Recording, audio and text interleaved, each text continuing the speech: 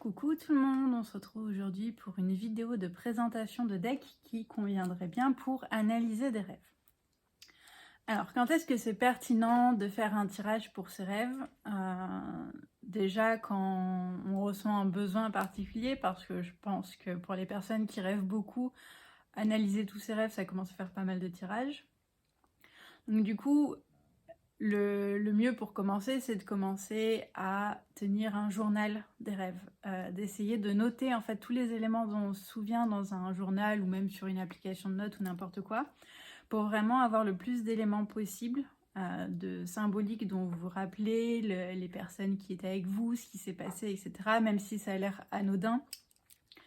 Et de vraiment apprendre à commencer à noter beaucoup en détail, même si parfois c'est vraiment des rêves dont vous n'avez pas forcément envie d'analyser les éléments, mais juste pour entraîner la machine, commencer à améliorer la mémoire des rêves.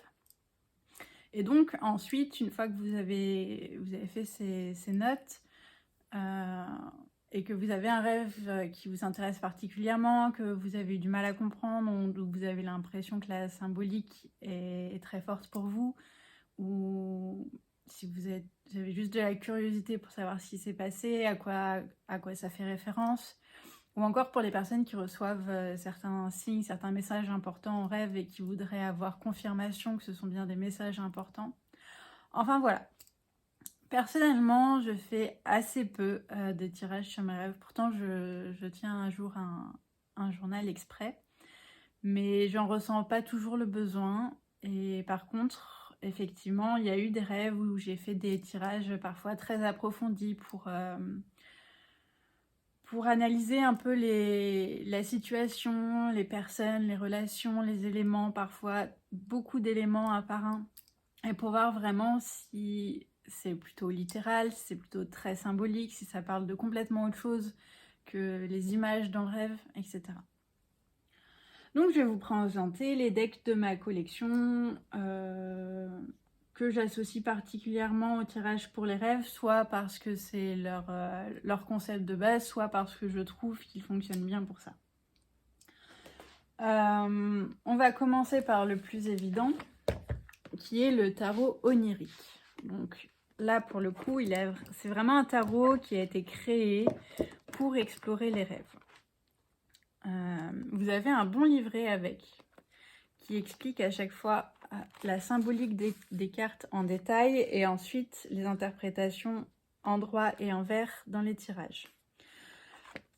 Pourquoi c'est important? Parce que c'est un tarot qui sort vraiment de l'imagerie traditionnelle, comme vous allez le voir.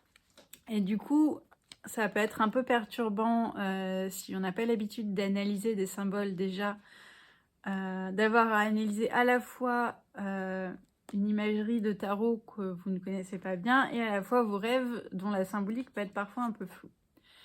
Mais je trouve justement que la façon d'expliquer dans le livret, la façon d'analyser les symboles, d'aller plus loin en fait que les choses très littérales, ça permet justement de faire travailler sa propre machine à analyser les symboles. Et du coup, ça peut être intéressant de bien vraiment lire le livret, surtout au début, pour voir comment ça fonctionne, pour voir quels symboles récurrents veulent dire quoi, etc. Personnellement, je l'ai beaucoup utilisé dans mes tirages de rêves. C'est souvent le premier vers lequel je vais parce que du coup, il a une symbolique qu'on peut retrouver dans les rêves ou une symbolique vraiment très forte. Et en général, j'ai souvent des messages très percutants ou des éléments de mes rêves qui reviennent dans les cartes. Donc celui-ci, je le trouve vraiment intéressant pour ça.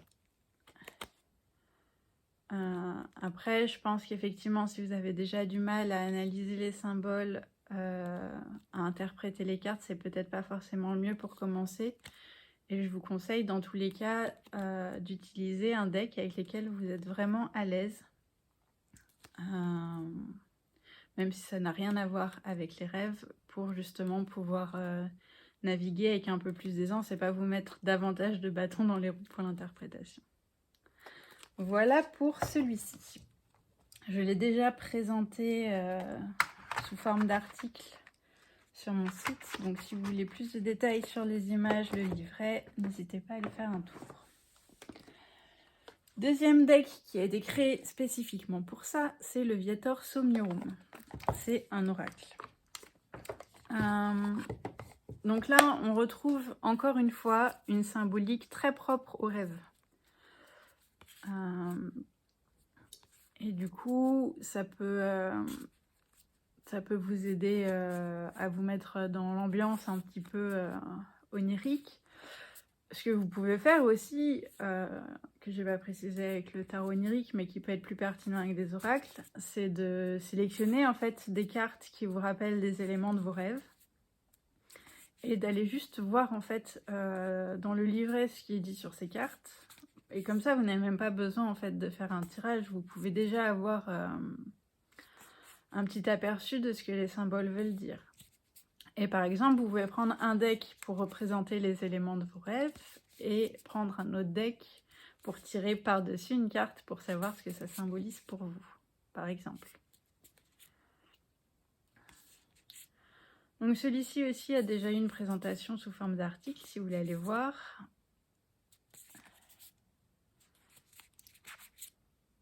Mais c'est vrai que j'aime bien utiliser par exemple ces deux-là ensemble pour avoir un tarot et un oracle. Je vous montre un petit peu, vous voyez dans le livret vous avez quand même pas mal de textes et vous avez les interprétations en droit et en vert au besoin. Par exemple, si c'est un élément de votre rêve qui vous a fait vous sentir mal, vous pouvez regarder la signification en vert et inversement. Un autre tarot qui a été conçu pour ça, c'est un très beau pochon de Rose Butch. Donc c'est le Cosmic Slumber. Donc son nom fait référence au rêve. Autant c'est un tarot qui peut être un peu flou et ambigu pour des tirages du quotidien, autant pour les rêves, pour les tirages spirituels, etc. il peut être vraiment pas mal. L'imagerie sort des cadres traditionnels, même si on retrouve certaines choses du Rider-Waite-Smith. Et c'est vraiment un tarot que j'appelle tarot d'ambiance. C'est un tarot qui peut marcher beaucoup mieux au ressenti qu'au par cœur, clairement. Et il a un côté assez doux, assez hors sol. Il peut être plutôt rassurant, je trouve. Après, c'est une question de goût personnel, mais je trouve qu'il est pas mal à utiliser pour des rêves et peut-être même des rêves qui ont mis mal à l'aise pour avoir un tarot plutôt doux, rassurant et qui n'a pas vraiment de symboles qui peuvent venir trigger des choses davantage. Voilà.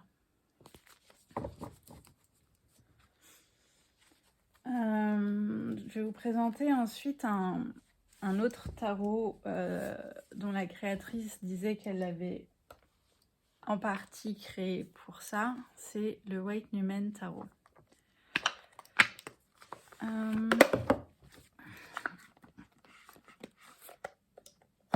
C'est encore un tarot qui se base sur le système Rider-Waite-Smith. Là encore, je trouve que c'est une question d'ambiance et de couleurs.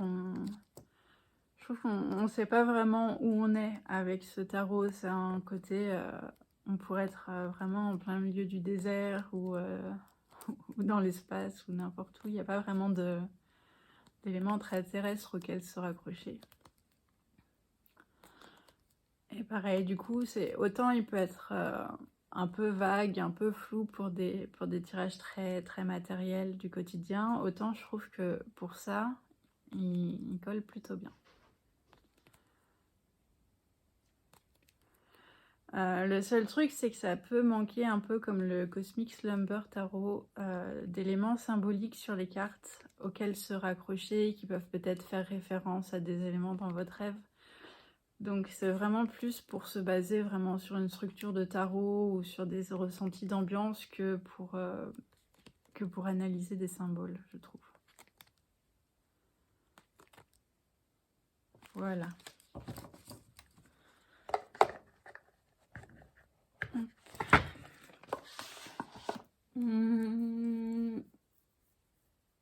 Est-ce que je continue avec les tarots?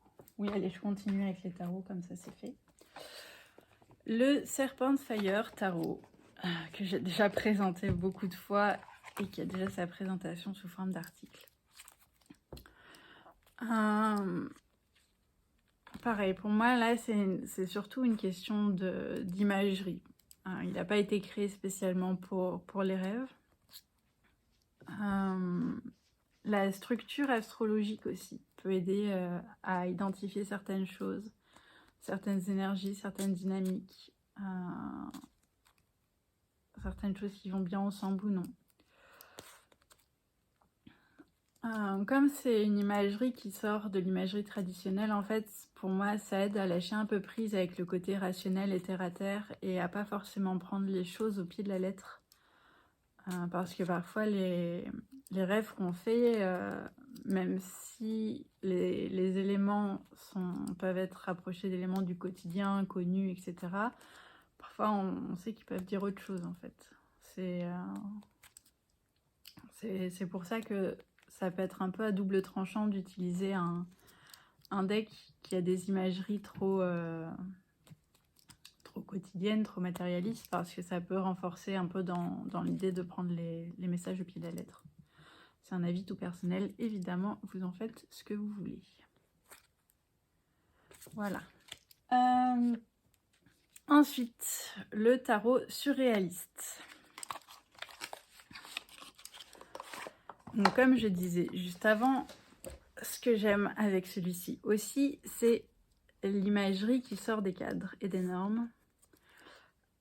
Pour le coup, c'est un tarot qui peut presque s'utiliser comme un oracle, en fait, si on regarde pas trop les titres, parce que ça ne reprend vraiment rien des codes, en fait, du tarot, des systèmes de tarot traditionnels, donc le Marseille, le Rider-Waite-Smith ou le Thoth. Et vous pouvez vraiment vous laisser aller à interpréter ces symboles. Et plus vous travaillerez avec des outils comme ça, où c'est vraiment très symbolique et il faut creuser pour savoir quel est le message qui se cache derrière, parce que rien n'est à prendre de façon littérale, surtout avec le surréalisme. Et plus vous arriverez en fait à interpréter aussi vous-même vos rêves, sans forcément utiliser d'outils, par exemple. Mais encore une fois, ça peut être aussi déroutant si ça vous rajoute des symboles par-dessus des symboles que vous ne connaissez pas, que vous n'arrivez pas à cerner. Évitez peut-être ce genre de jeu. Voilà. Hop. Ensuite, des decks qui peuvent bien aider pour identifier des situations, des personnes, des éléments, des dynamiques, enfin tout ce que vous voulez. Le Celestial Bodies Oracle. Donc c'est un deck entièrement dédié à l'astrologie, qui a des cartes, donc des maisons astrologiques, de planètes, d'aspects entre les planètes, les grands axes des thèmes, et plein d'autres éléments en fait, les lunaisons, les signes, etc. Ce qui fait que ça peut vous donner en fait pas mal de pistes pour savoir donc quels sont les caractères, quelles sont les dynamiques. Il y a un bon livret avec qui explique pas mal de choses donc sur ces cartes, avec des questions à se poser, des interprétations pour les cartes en vert, en droit, pas mal de mots-clés. Donc voilà, surtout si vous êtes à l'aise avec l'astrologie, ça peut vous aider à cerner quelques pistes supplémentaires. Si vous n'êtes pas à l'aise avec l'astrologie, ça risque d'être d'être un peu plus de confusion, mais si vous utilisez les livrets, vous pourrez vous en sortir assez facilement. Je vous montre celui-ci parce que c'est vraiment mon oracle astrologique, mais vous pouvez utiliser n'importe quel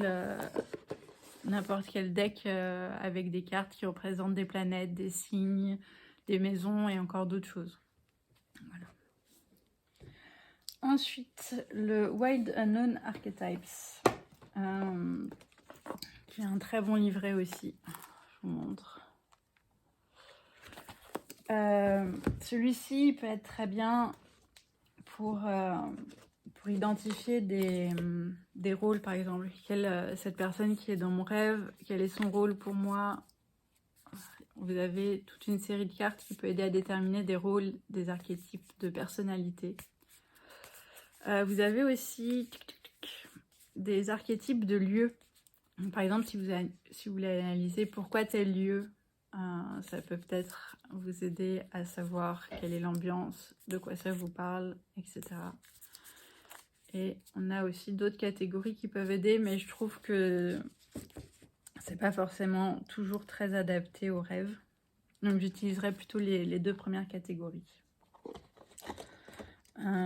C'est pas le premier vers lequel je me tourne, mais si vraiment je sens qu'il y a quelque chose à creuser, par exemple s'il y a une personne qui revient de façon récurrente, s'il y a un lieu qui revient de façon récurrente, ça peut vraiment aider à mettre le doigt sur quelque chose.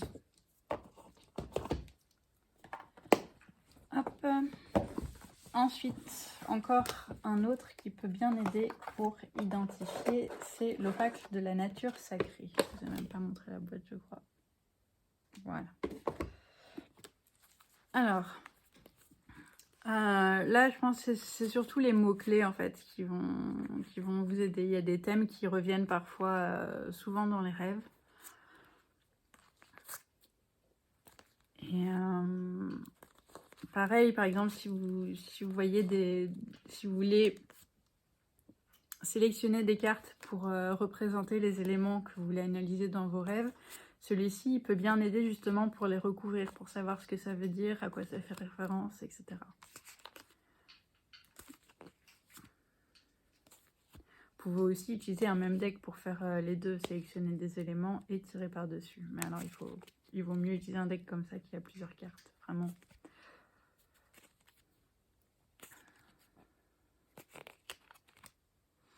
Il a aussi un livret plutôt pas mal.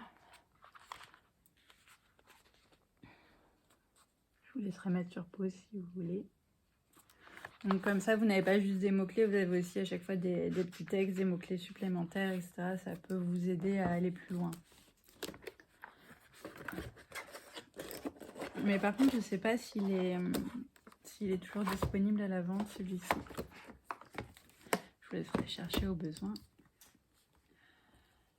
Ensuite, des oracles. Encore un beau pochon de Rosebud. Le Heavy Iridescent Oracle de la Greenwich. Alors, ici, il y a deux éléments qui sont particulièrement intéressants. C'est premier, les planètes qui sont associées aux cartes.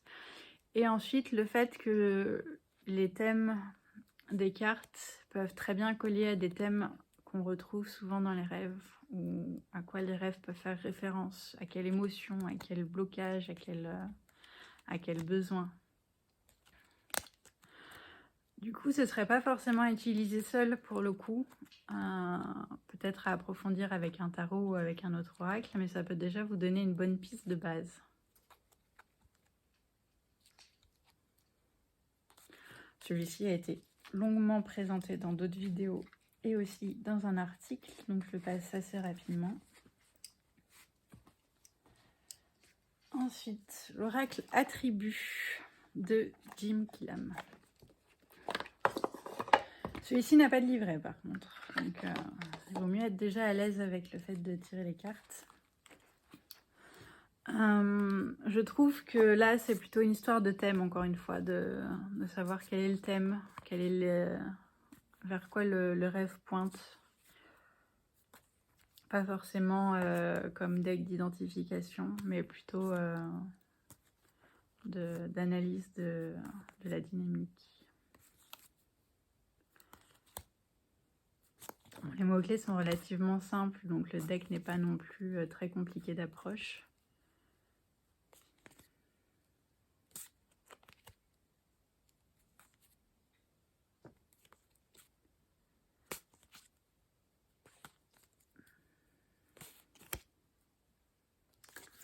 Voilà pour celui-ci. Je n'ai pas grand-chose d'autre à en dire pour le coup. Ensuite, le Illuminated Earth Oracle de Claire Mac, que j'ai déjà présenté aussi sous forme d'article. Celui-ci, je trouve qu'il est bien parce que c'est vraiment un deck d'ambiance, comme je disais tout à l'heure. Il peut aider à se laisser porter par ce que les cartes montrent, comme il est vraiment pas du tout codé tirage matériel du quotidien. C'est vraiment un oracle qui fait appel au ressenti surtout. Donc, du coup, ça peut être un petit peu compliqué quand vous avez besoin de justement sortir du ressenti pour aller vers quelque chose de plus concret. Mais sinon, je trouve qu'il offre des pistes plutôt pas mal. Je l'ai déjà utilisé pour des rêves et j'aime assez bien. Mais c'est vrai qu'il peut être pas forcément toujours évident.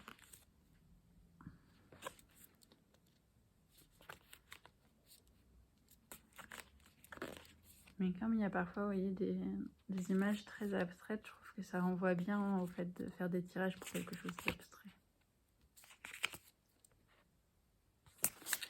Voilà.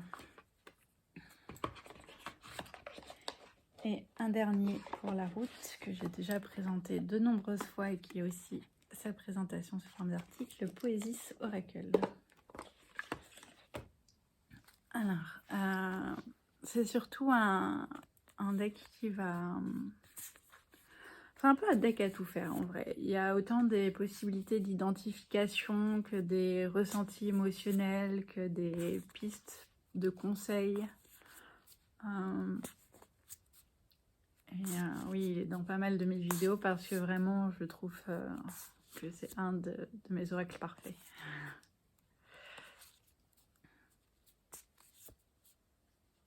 Et en fait, je trouve que c'est bien d'utiliser un deck d'identification en premier et ensuite de l'utiliser lui pour savoir, pour aller un peu plus en profondeur, pour savoir quoi faire de ce rêve, pour savoir pourquoi le rêve nous a fait sentir comme ci ou comme ça,